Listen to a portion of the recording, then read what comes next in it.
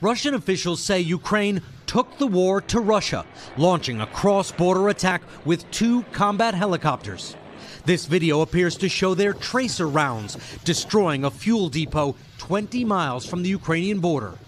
A senior U.S. defense official tells NBC News that Ukraine was responsible for the daring raid, Ukraine's first of the war. But Ukraine's official response seemed deliberately ambiguous, with defense officials saying they couldn't confirm or deny involvement. The Kremlin tonight criticizing the strike on the Russian facility, saying it could harm ongoing peace talks. But the attack pales in comparison to what Russia has done just 45 miles away across the border in the Ukrainian city of Kharkiv, where Russian artillery and rockets have destroyed hundreds of buildings.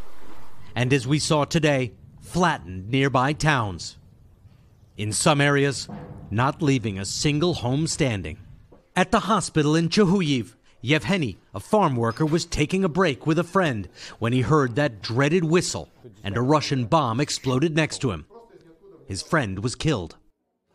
Down the hall, Elena, 20 years old, who works the register at a supermarket, was shot when Russian troops opened fire on a bus full of civilian passengers. She says 8 people were killed and that the Russians went through their pockets and bags and stole their money. Across Chuhuyev, Ukrainian troops were picking up the pieces of Russian bombs that are now all over town. But today it was Ukraine that sent a message to Russia that it too can reach across the border. Richard, given this is the first raid we've seen inside Russia, what kind of Russian response might we expect?